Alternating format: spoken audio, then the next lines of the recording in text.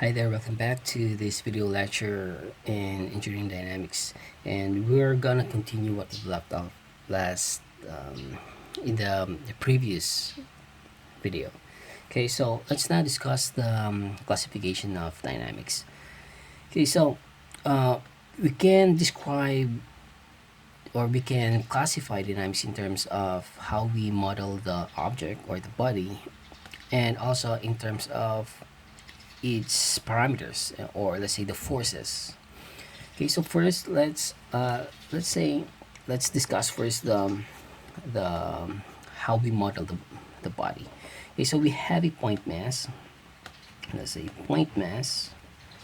I call it point mass, but in literature they also uh, they refer to it as particles. Okay, so point mass is just something like a point.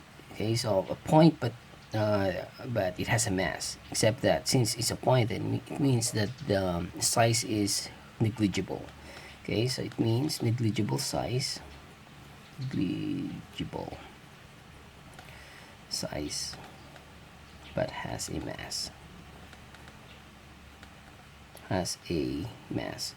Okay, so that's one modeling of the body. Then another one is a rigid body.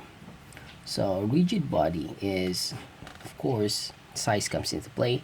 So let's just say size comes into play.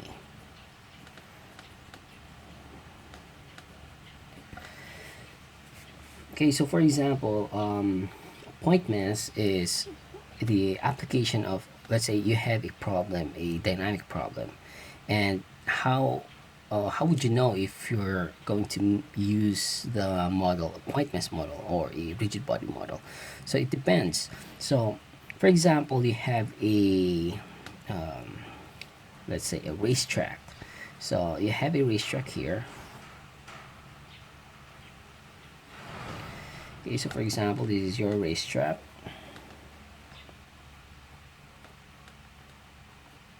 Or let's say a road, for example. Then you have your motorbike here. Okay, so you have a motorbike. Okay, so let's say motorbike. Okay, so that motorbike is traveling at some, let's say, at some speed. It has its initial, let's say, initial position, and then of course as it moves, then the position changes, with respect to time. So let's say it has some velocity here.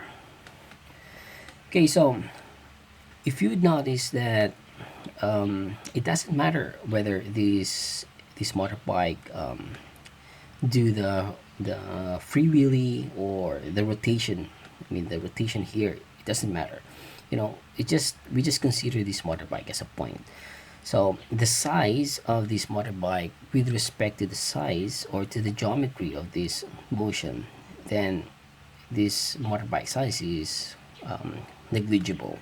Okay, so in that way, we can model this as a point mass. So we don't take into account the rotation that's going on here, or something like that. Okay, so that's the point mass. But it's another different story if, let's say, for example, I want to know what would be the, let's say, it's hard to draw. Oops. No. Okay, so for example is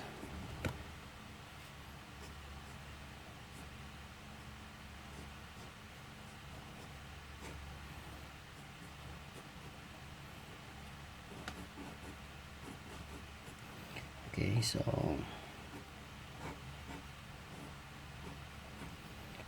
then this is your rider, for example.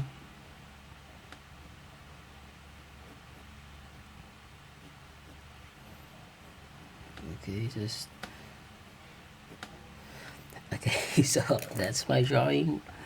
But the point here is, for example, I want to know what should be the acceleration, or let's say the velocity, for example, that I can do this free wheelie thing.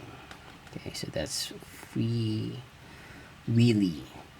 Okay, so meaning that the front, let's say this front tire here is off the ground. So of course, in that way, we have to consider that, let's say, for example, the forces. Uh, okay, so for example, like that, the forces here and stuffs like that, the center of gravity, and the forces here, the center of the gravity of this person or this rider. So we do have to consider a lot of forces that's just acting on this motorbike and the rider. So here we cannot just assume that it has a negligible size, because we're dealing with the problem deals with the geometry, or let's say the size of this entire motorbike. So this is what we call as a rigid body, or just an example of a rigid body.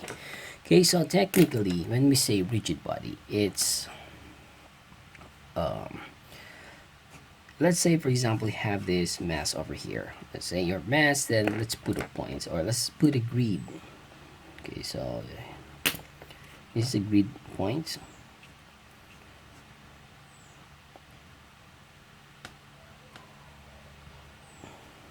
Okay, so when you try to apply some force over here, then as it moves, then as long that the distances between these points, as well as the angular distances, doesn't change, then that's the assumption of a rigid body. Okay, um, so when it moves, when I say moves, I mean either translation, in translation, or rotation. So when it moves here, then it's just the distances between the points are just the same. Right. Okay, so that's how we model the body here in dynamics. Okay, so now let's go on to another classification, or another way to classify this engineering dynamics. So this one is in terms of, let's say, kinematics, and another one is kinetics. Okay, kinematics is actually we're just dealing with the um, geometric aspects geometric aspects of motion apart from force.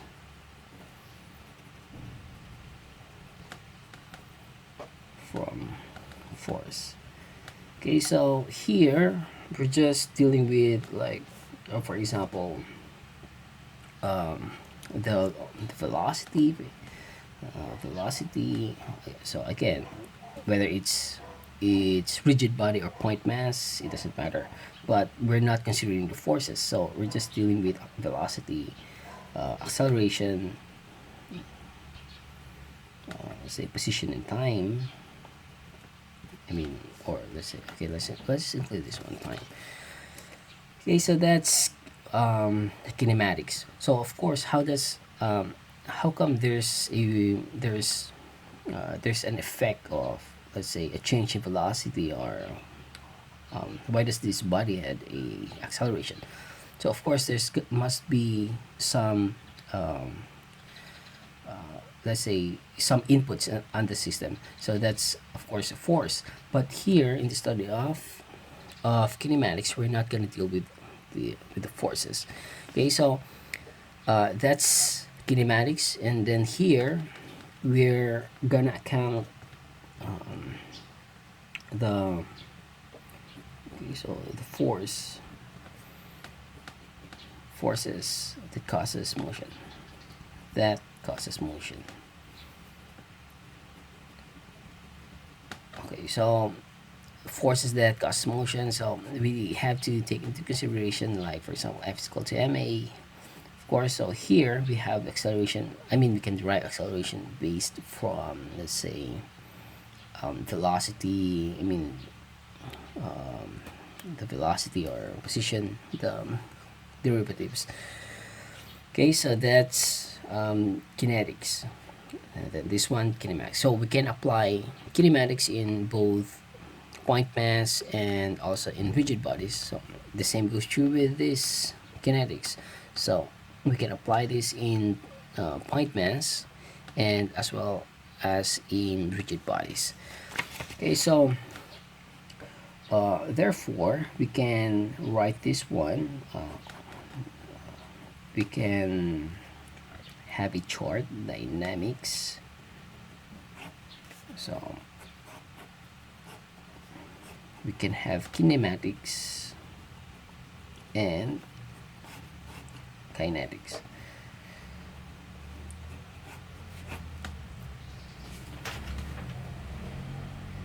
Okay, so whether, let's say, whether this is point masses or rigid bodies, but here kinematics, we can have absolute motion or relative motion.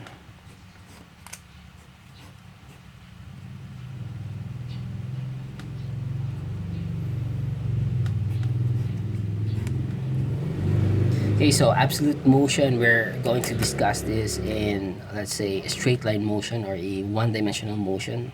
So, for example, a free-falling body or a purely horizontal body, just one-dimensional.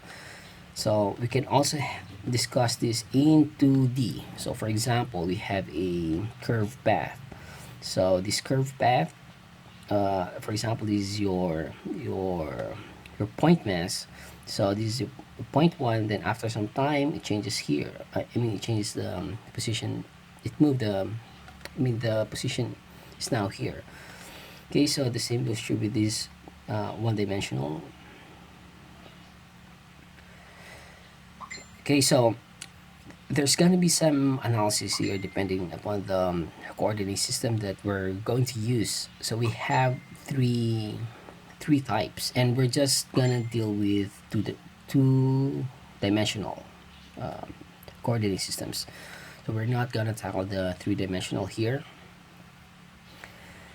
Okay, so we have a one-dimensional motion, so it can be purely horizontal or purely vertical, or it can be a mixture of, let's say, it's going up at some time interval and then it goes down at some time interval. So we can mix those two.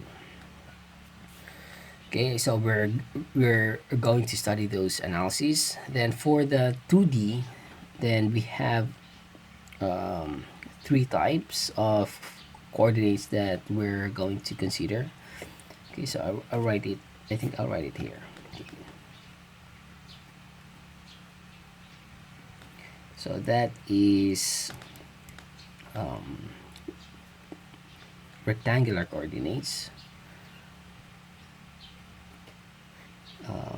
Then another one is path coordinates, and another one is polar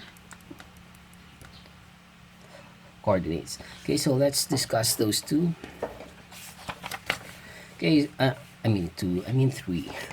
Okay, so rectangular coordinates. So for example,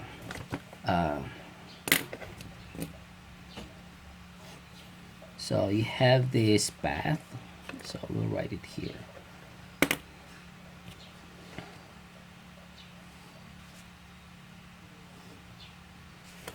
Okay, so this is your path, for example.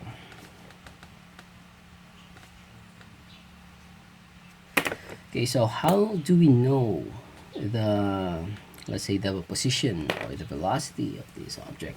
So we use a rectangular coordinate system, like for example in terms of x, right, or in terms of y. So the position of the point is actually in terms of x and y, the distance from the origin. Okay, so you have to take note that there must be some origin, because it would be baseless, or yeah, it would be baseless if you don't specify your origin. Typically, the origin is we coordinate it as 0, 0. Okay, so when it moves, let's say, to here at point 2, then we have to specify another coordinate, right? So for example, this one is x, and then this one is let's say y sub 2, okay, x sub 1. Okay, for those who are really strict with notations. Okay, so that's it. So that's the rectangular coordinate systems. Now here for the path coordinates, we specify it in terms of okay, here.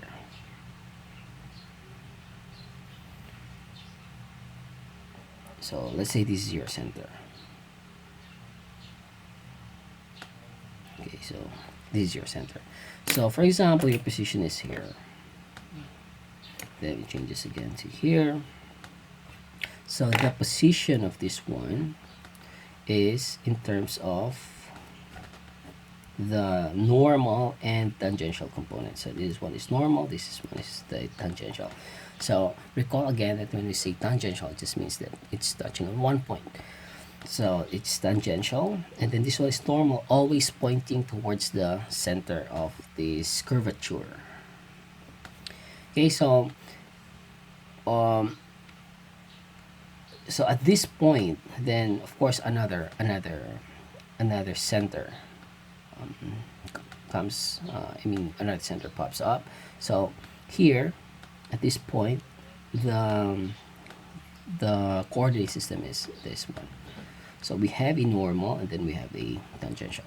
Okay, so basically, the center is something like the origin here, except that it's moving, or it changes along the path. Okay, so that's the path coordinate. Okay, so let's write it here: rectangular.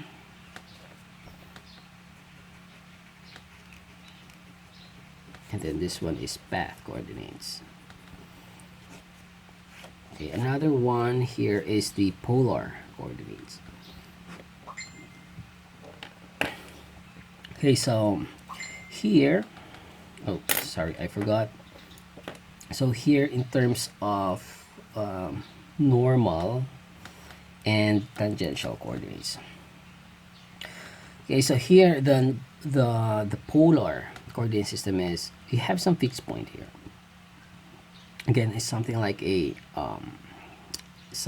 the origin of this rectangular coordinate system, but instead of using the x distance or the y distance, what it uses is the radial distance. Okay, so that's the radial distance, and then the angular distance. So for example, this point mass changes its position to here, so we have to measure it in terms of radial again. So another radial, and then the angular aspects. Okay, so in terms of radial distance and the angular distance. Okay, so those are the three. So the question now is, why should there be different coordinate systems? Now, first of all, there are still other coordinate systems available, especially in the three-dimensional problems. Like we have the spherical coordinates or the cylindrical coordinates. So to answer the question is simply because there are problems that it's much more easier to deal when using rectangular coordinates, for example, or with path coordinates, or with polar coordinates. So example of this path coordinates is, for example, the roller coaster. Okay, so you have a roller coaster path here, for example. So this is your path, and then this is your coaster, for example. Okay, so basically, with this type of problems, you already know what this you already know the path. So sometimes it's much easier to determine the velocity, the acceleration, or the position of the object based on this path, because this is already known. Okay, so another example for, I mean, an example for the polar is, for example, you have a radar here. So we have a radar, you have to detect, for example, okay, although this is this is three-dimensional, but let's say you have a plane here. So you have a plane and then you have the radar here, so you can determine the distance of this plane based on its reference point here. So you can measure the radial plus the angular. Of course, this is three-dimensional, but for example, the map system of, or the navigation systems for, I think for planes and for ships, then they have these coordinate systems, right? So for example, there's a plane here, or an object, or a ship, then another one here. So they would be able to determine the distances, or the relative distances, in terms of these polar coordinate systems. Okay, so now let's move on to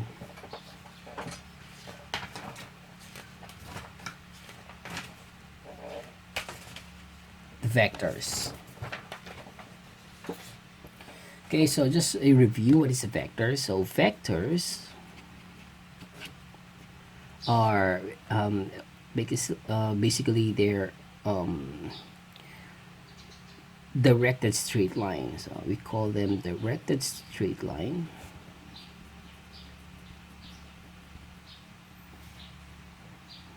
Straight.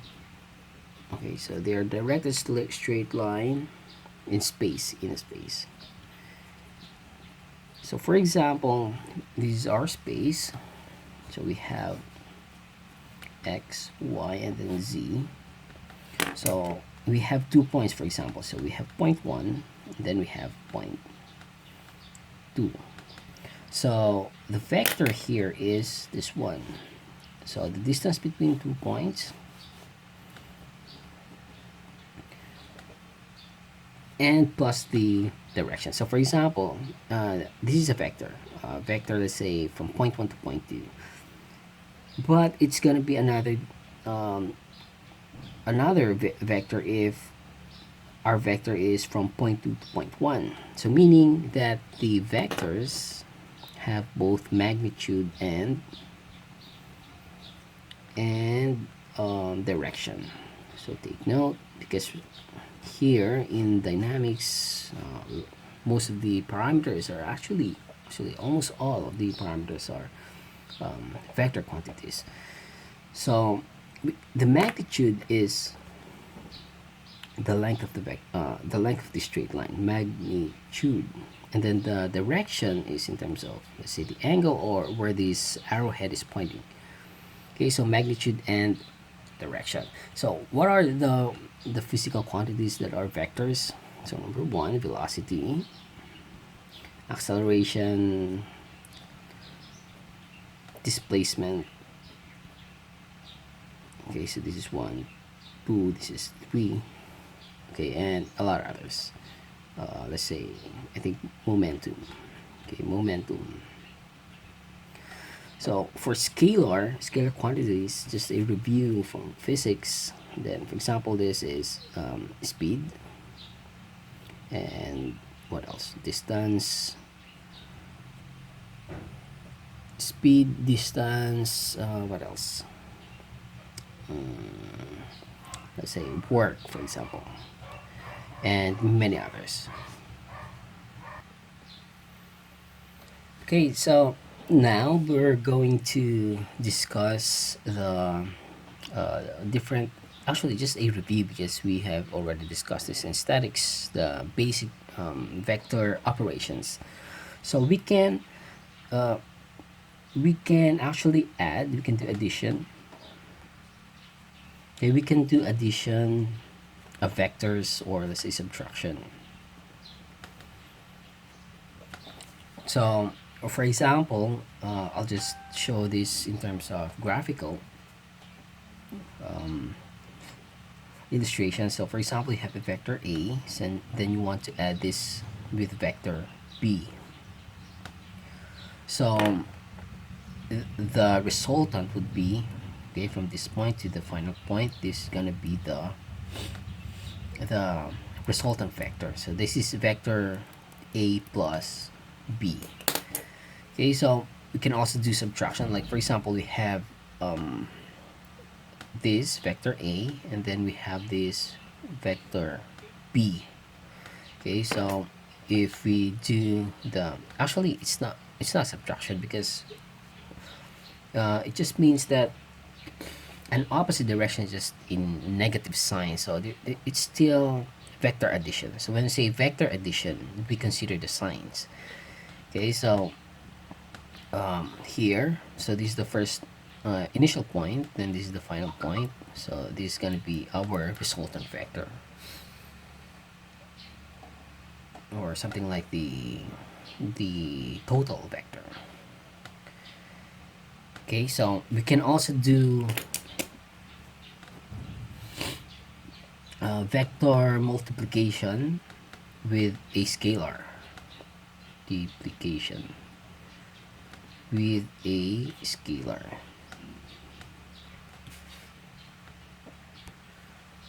So for example, we have this vector, let's say we have this vector, let's say vector A, then we have to multiply it to a scalar. So when we say 2A, let's say 2 times this vector, so it just means that we have this length twice.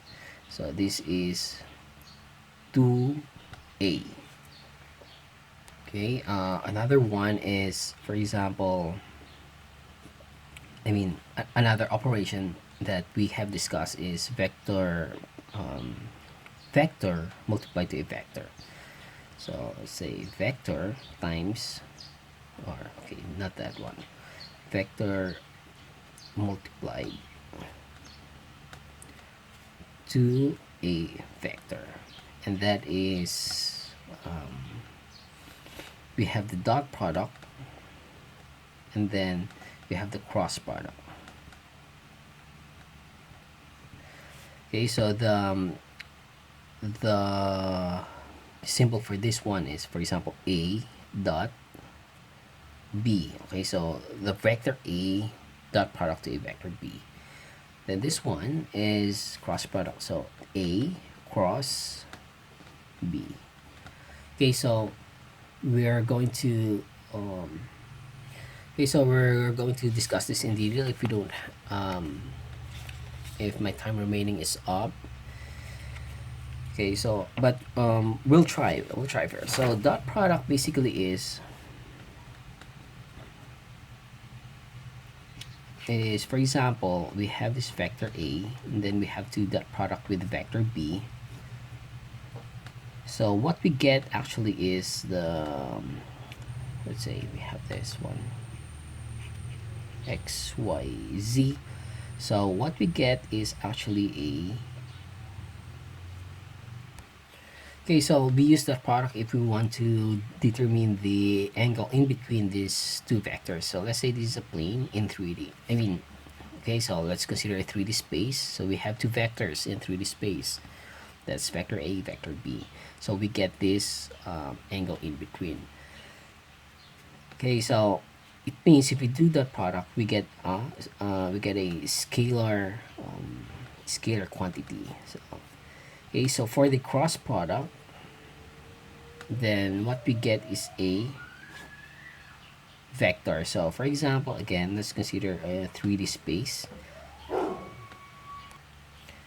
Okay, so we have a 3D space x, y, z. So for example, we have this vector A and then vector B.